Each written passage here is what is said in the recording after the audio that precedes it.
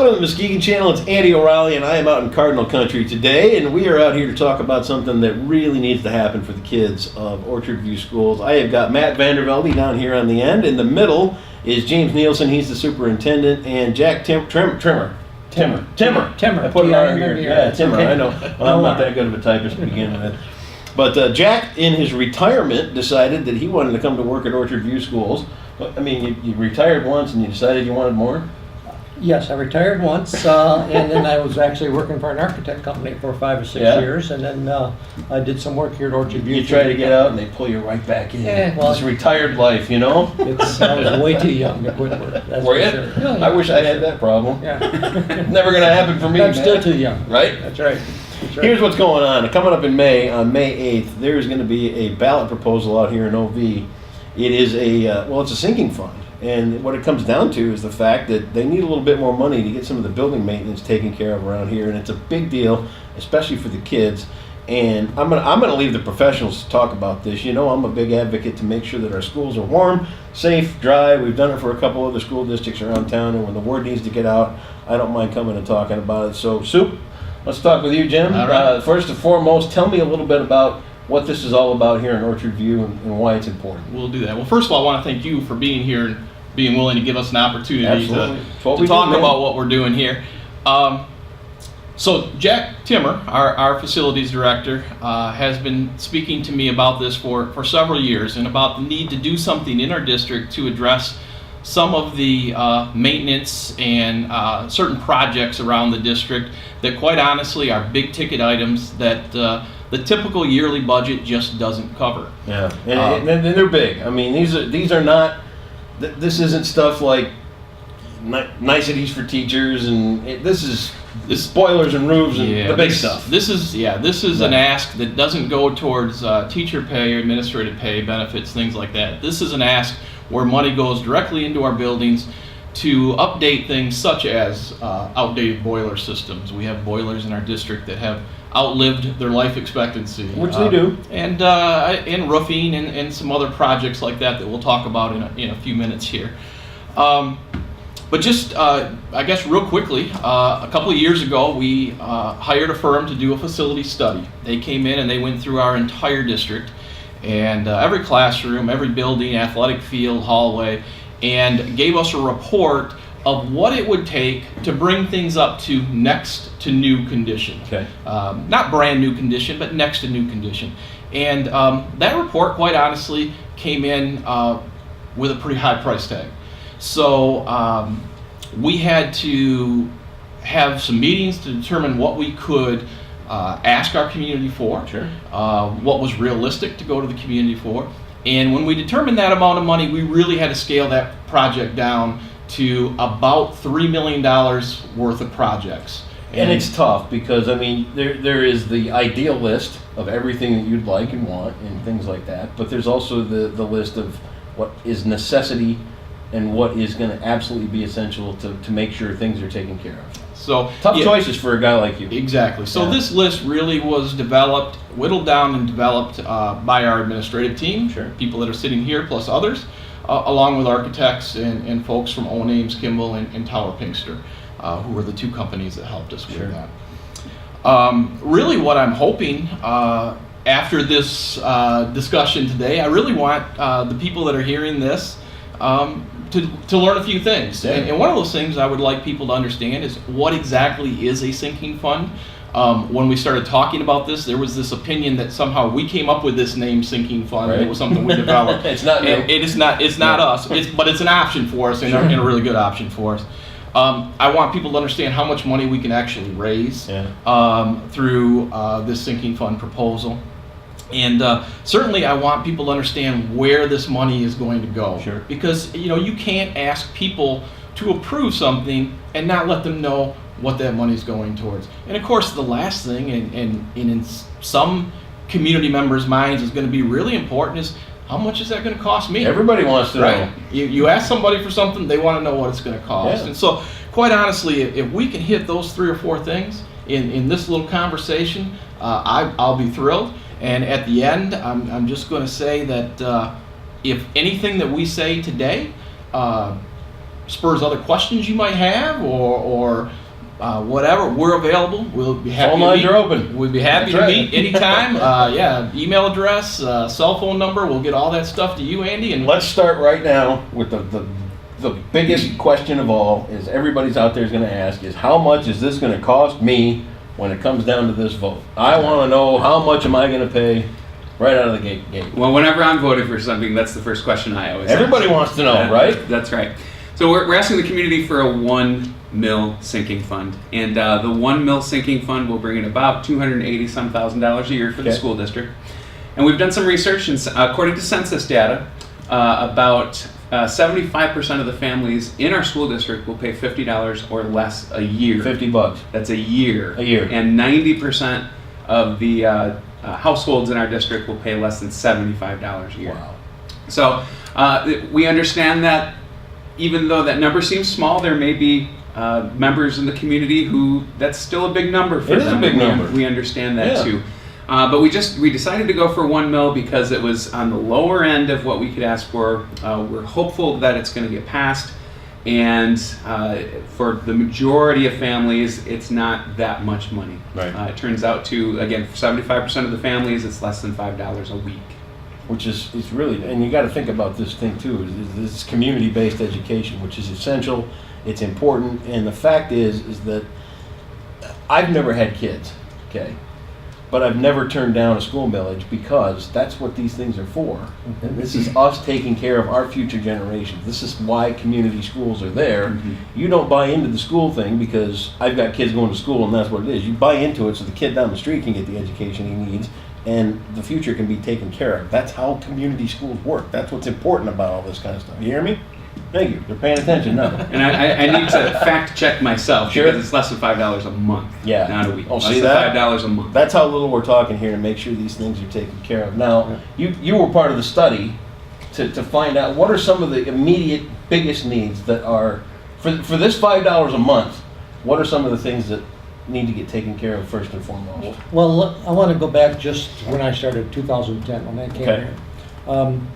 There was not a long-range plan here Right. that I could find. And one of the things that facility director responsibility, as I'm concerned, is to make sure, and if you're successful, you don't shut buildings down for electrical problems, water problems, that type of thing. So I started looking at some of the information that we had in the files, and a lot of our boilers were 1950, 1965, 1970 years. Those are way past their prime, Yeah. way past their shelf life, actually, or their useful life. And the concern that I have and been saying, and I'm glad, so glad that Jim and the board decided to send us out for a vote, because when you have a building like we're in the middle school right now, it's 112,000 square feet, 600 kids. We have one boiler. That's a 1965. If something happens to that particular boiler, it's going to take 4 or 5 months, just a minimum, to get a new boiler in here. What are we Really? going to do with 500 or 600 kids? Right. It's the same thing we have with some of our other buildings. Cardinal situation, those boilers are 1955, 1956. So there's a lot of immediate needs. We talk about warm, safe, dry. One of the things is the roofs. We don't have a whole lot of roofs on this project. We've got one roof at Cardinal that's buckling and really needs to be repaired. But we have so many needs to meet that $3 million that we kind of bypass those roofs. For instance, the middle school roof here we're sitting under is out of warranty this year. And that's not even on the plan because that's over $1 million just to do one roof. So we're talking about major projects that are hundreds of thousands of dollars generally, okay? So we're talking about boilers, we're talking about a couple roofs, we're talking about water pipes and heating pipes, especially at Cardinal and old VEE, which is our elementary building. Those pipes are 60 years old, 55, 60 years old, and they are deteriorating. In fact, we've got leaks sprung on the heating side. So if those continue to spring and we can't repair, that building's another one that we may have to move kids with. And That's not what you want to do. That's not what a school district wants to do. They want to have kids here, they want to educate them. So there's some immediate needs. One thing about the sinking fund, and I've been involved with these since 1996 now, a sinking fund is a pay-as-you-go. You don't borrow money, you don't pay interest.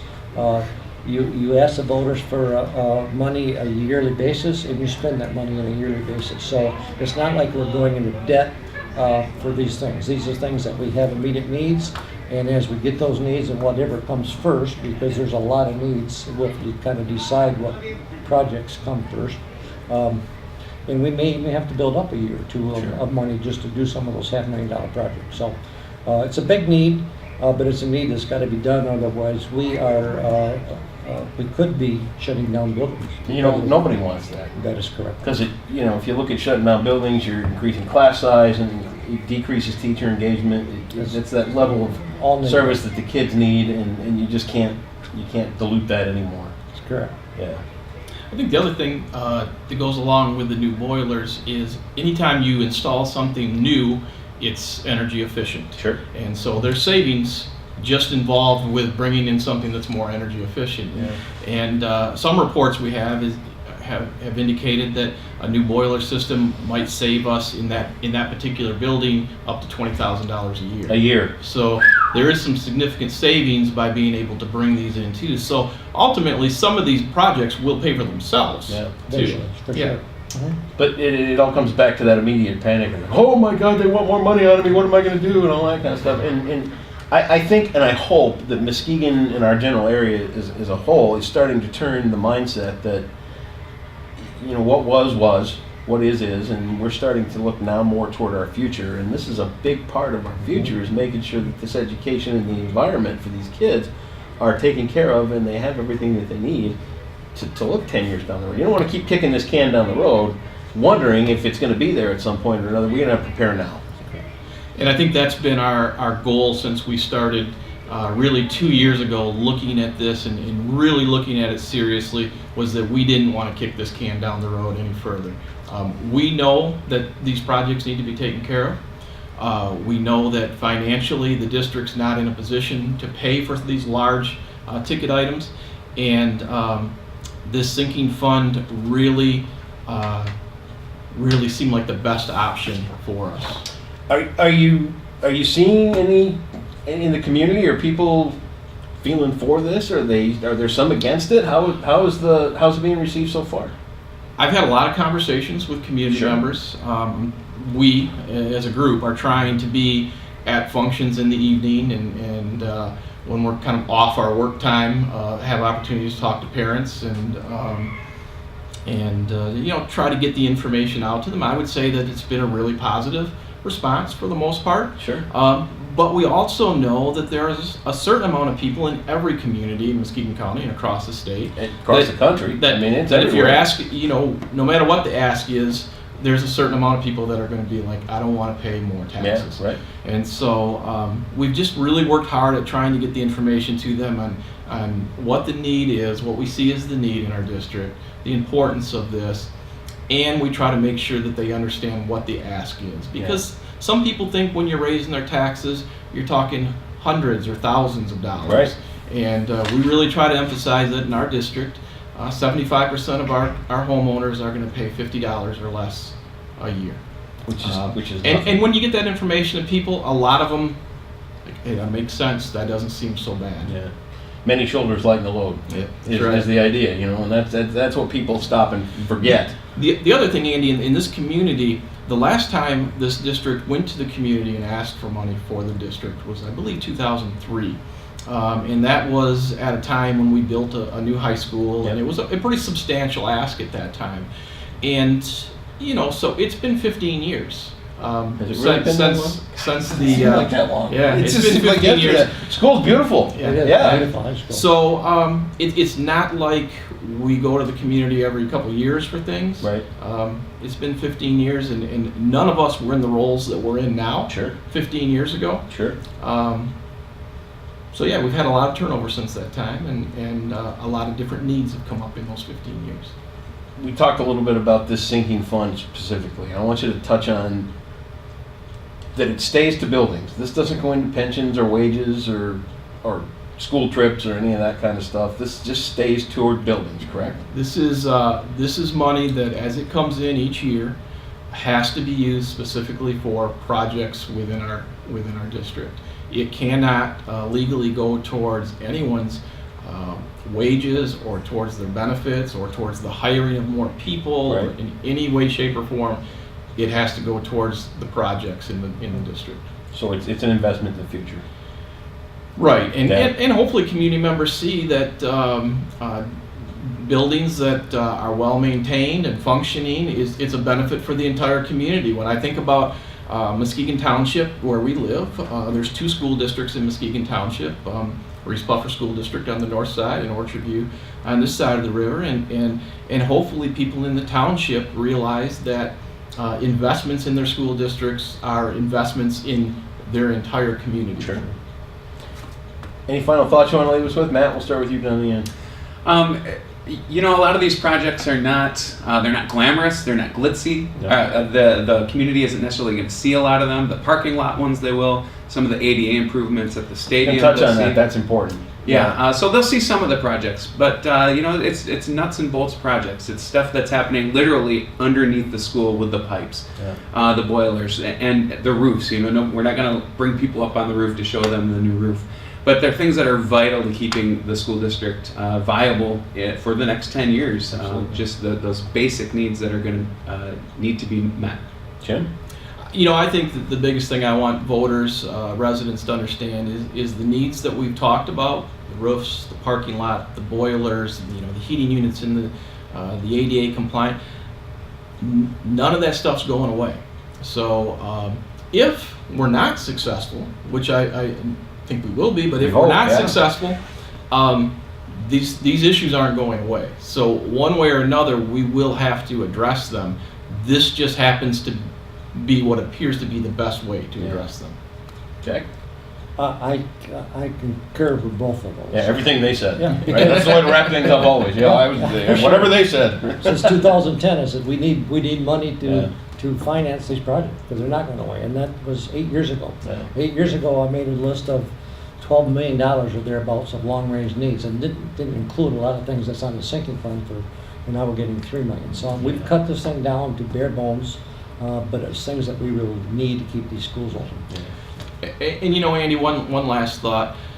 Really, what we've developed in the last 2 years is this facilities needs, and we now know what Jack had been saying for 7 or 8 years. Yep. But now we know because we've had people come in and actually do the facilities assessment. We know what this district needs.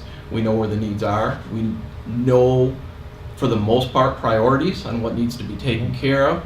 And so we're doing our part to take care of the district. Yep. But part of taking care of the district is having the financial resources to take care of the items that need to be addressed. Like we talked before I came on camera, you know, I'm a big advocate of the schools, and I'm a big advocate of, you know, a little bit with Fruitport, a little bit with Norton Shores, Mona Shores, because I live right there and all that other kind of stuff. But the fact of the matter is that, you know, as a community, Muskegon as a whole, we kind of went like this, and then we kind of went, you know, but we're starting to uptick a little bit, and this is not really about any school in any area of the community trying to get more money out of a taxpayer or anything like that. This is simply taking care of the future and making sure that those needs are met for our kids, who really are our future. I mean, everything that people are working for now is to get kids to stay, put a family down, grow some roots here, and start to rebuild this community. And it starts in these schools and how they're taken care of right now. And I know it's not a pretty thing. I mean, who wants to think about boilers and pipes? That should have been my living. I mean, I came from a family of Boilermakers, ended up with a camera. But it's an investment in our kids and our future. And if you're in the OV school district, think about that. It's $50 a month. It's less than a cup of coffee a day. It's going to get these kids what they need for their education. And I'll tell you this too, just from my opinion of the whole thing, it's a lot cheaper than building a whole new building. You know what I mean? So we'll put all the links and everything that you need to know right here on the Muskegon channel. It'll all be linked up for the sinking fund and the Orchardville School District. May 8th is when the vote's coming up. Make sure you get out to those polls. Support your kids, your neighbors' kids, and support this great community. Help these guys out. I looking at you, I don't see a dishonest one among you. I mean, you know. You pointed at yourself? No. Hey, they just need a hand out here in OV. Make sure these buildings are taken care of for the kids. All the details are right here on the Muskegon channel. Thanks, guys. Hey, thank you. Thank you very much.